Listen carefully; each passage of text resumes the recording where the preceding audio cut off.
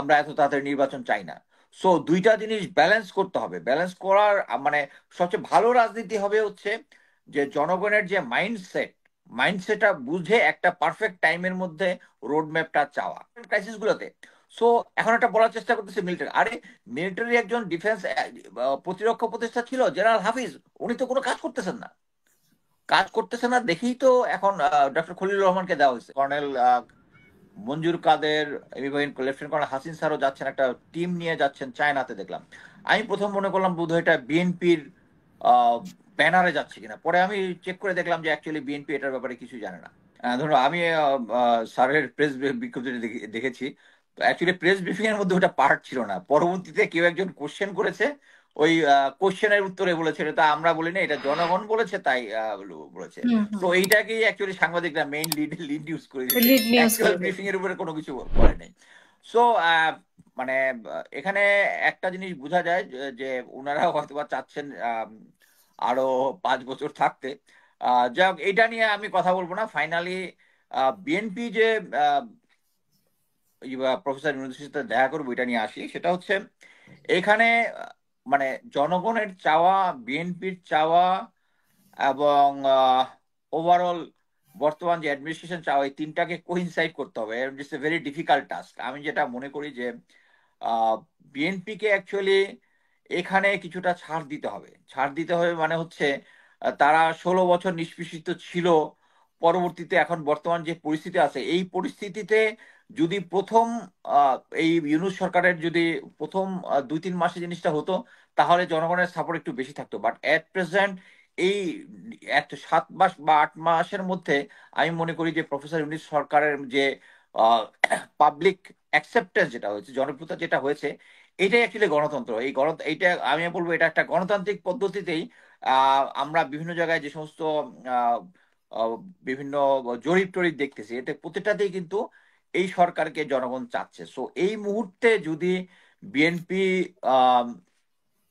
মানে নির্বাচনের road map একটা চাই, অবশ্যই আমি মনে করি যে প্রফেসর ইউনূস একটা নির্বাচনী রোড ম্যাপ দিবে।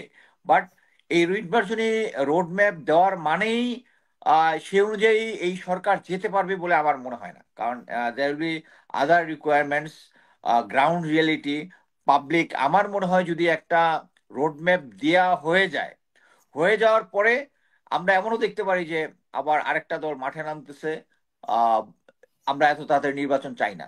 সো দুইটা জিনিস ব্যালেন্স করতে হবে। ব্যালেন্স করার মানে সবচেয়ে ভালো রাজনীতি হবে হচ্ছে যে জনগণের যে মাইন্ডসেটটা বুঝে একটা পারফেক্ট টাইমের মধ্যে রোড ম্যাপটা চাওয়া। হ্যাঁ, একটা রোড ম্যাপ এখন একটা ছিল, বাট এটার ব্যাপারে যদি পরবর্তী হার্ড লাইনে যায়, আমি মনে করি বিএনপি এটা ভুল করবে।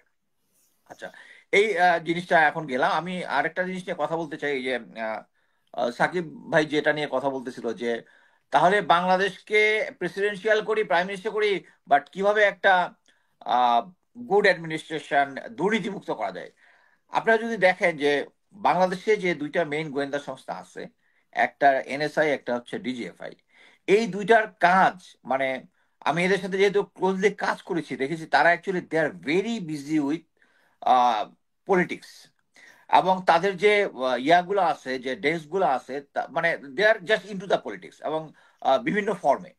সো তাদের মেইন কাজ হচ্ছে দেশের সভরেন্টি রক্ষা করা। এই সভরেন্টির মধ্যে কি কাউন্টার ইন্টেলিজেন্স কি, যারা ডিজিএফআই মেইনলি সেনাবাহিনী ডিফেন্স কে দেখবে, যারা এনএসআই সিভিল অ্যাডমিনিস্ট্রেশন কে দেখবে।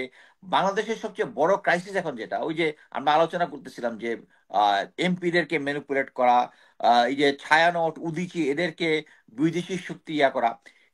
কাউন্টার ইন্টেলিজেন্সের কাজ হচ্ছে বাংলাদেশের যে সমস্ত অর্গানাইজেশন গুলা বিদেশি প্রভাব থাকে ওই জিনিসগুলো ধরা। এবং এটা যদি ঠিকমতো গোয়েন্দা সংস্থাগুলো কাজ করে, তাহলে তাদেরকে প্রতিটা সরকারি গুরুত্বপূর্ণ সেক্টরের লোকজনকে খোঁজ খবর নিতে হবে। এই যে আগে এনটিএমসি তো শুধু বিএনপি আর জামাত এদেরকে ফোন ট্যাপ করতো, তাদের উচিত হচ্ছে তখন তাদেরকে ফোন ট্যাপ করা, যে তাদেরকে কেউ ইনফ্লুয়েন্স করতেছে কিনা। এবং এগুলো বের করতে গেলেই কিন্তু কেউ যদি দুর্নীতি করে, ওই দুর্নীতিটা কিন্তু অটোমেটিক বের হয়ে যাবে। সো তখন আবার জিনিসটা হচ্ছে দুর্নীতিটা না হয় বের হলো, এখন তার পলিটিক্যাল মাস্টাররা যদি এটার পিছনে থাকে, তাহলে তো আবার কোনো লাভ হলো না। সো এই সমস্ত সিস্টেমটাকে অ্যাকচুয়ালি, এটার সমাধান কি আমি বলতে পারবো না।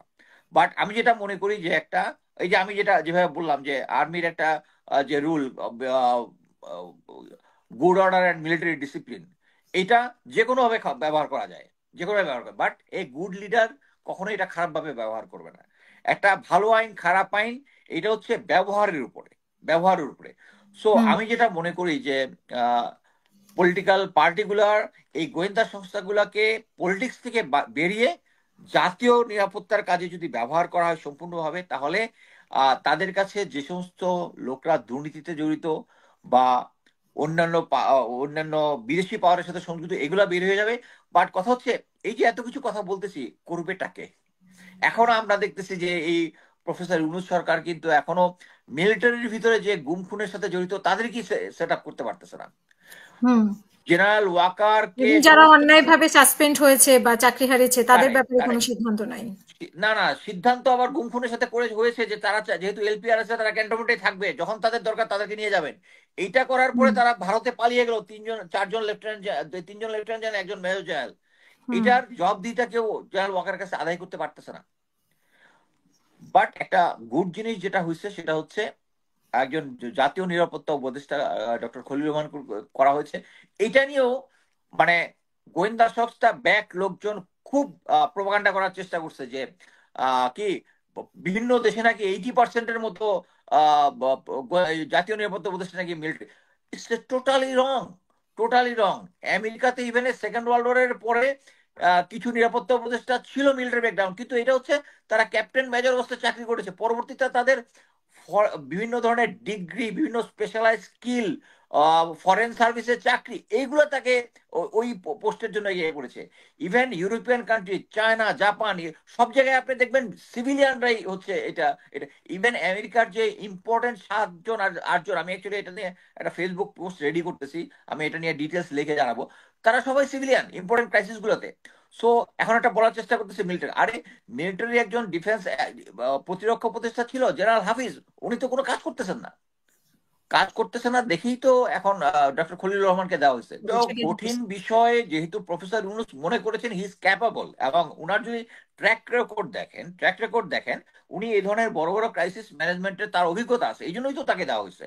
এবং আপনি দেখেছেন যে যখন উনি বিমস্টেকের সাইডলাইনে যান, তো উনি অজিত দোভালের সাথে কিন্তু কথা বলেছে।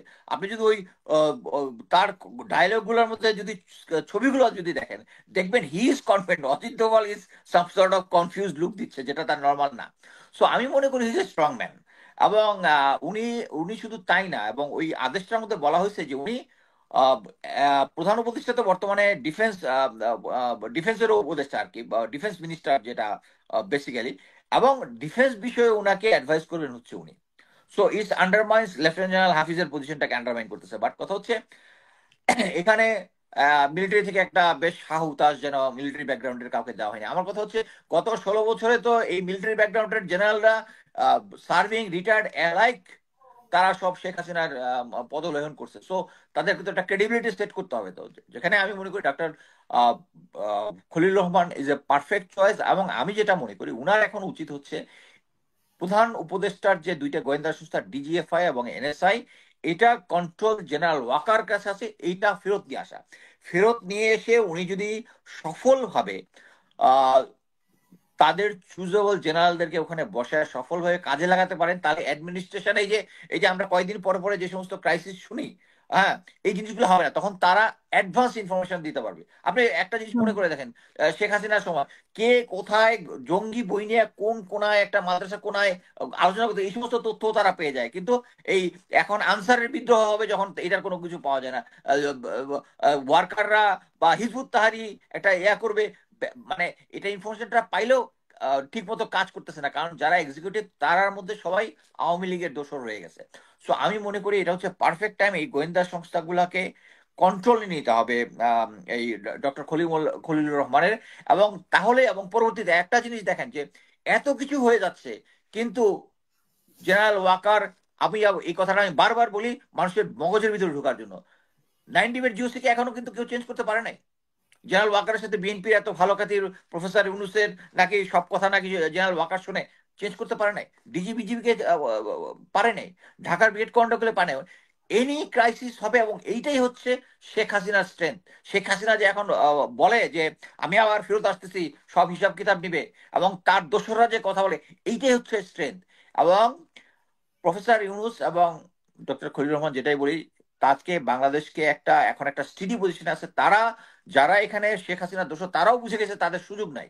বাট কথা হচ্ছে একদম নির্মূল করার জন্য এই কন্ট্রোলটা ডক্টর খলিল রহমানের নিতে হবে।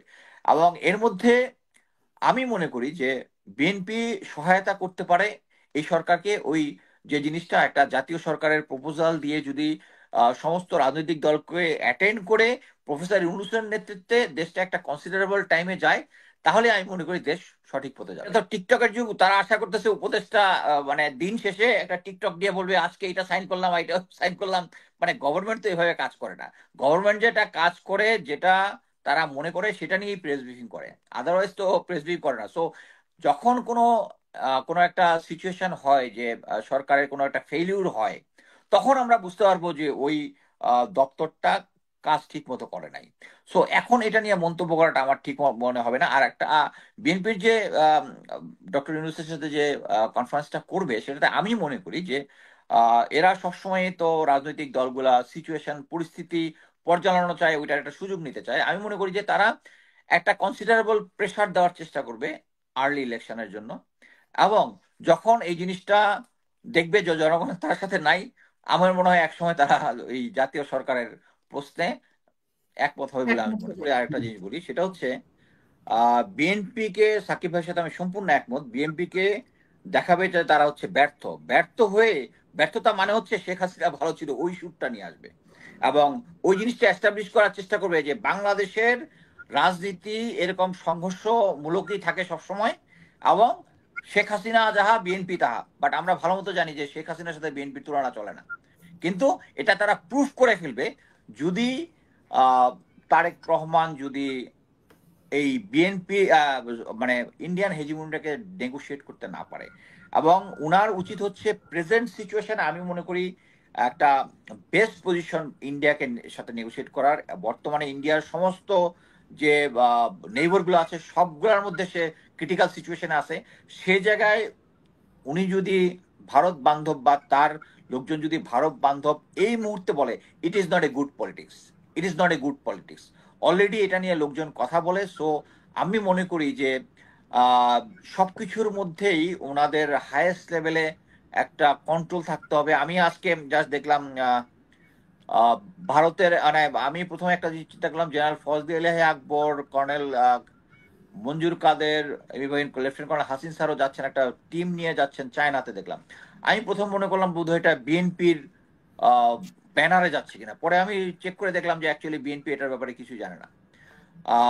সো এই যে এই ধরনের জিনিসপত্র ঘটে যাচ্ছে, যেটার মধ্যে বিএনপির লোক যাচ্ছে, বিএনপির কোনো কন্ট্রোল নাই, এই জিনিসগুলা কিন্তু actually is give a bad signal to other people. আমি এখন দেখতেছি একটা হাই লেভেলের লোকজন যাচ্ছে, এটার মধ্যে বিএনপির ইয়া নাই, কিন্তু আমি কিন্তু প্রথম আমরা ধাপে মানে এই যে চীন যাওয়া কিন্তু কয়েক দফায় চীন গিয়েছে, মানে এর মধ্যে আমরা কয়েক দফায় কিন্তু মানে চীনে যাওয়া আসা দেখতে না, পাচ্ছি। চীনে যাওয়া আসা দেখেছি, যেটার মধ্যে বিএনপির মানে লেভেল থেকে অ্যাপ্রুভাল ছিল, বাট এইটা দেখলাম যে অক্টোবর। অ্যাপ্রুভাল নাই। অ্যাপ্রুভাল নাই।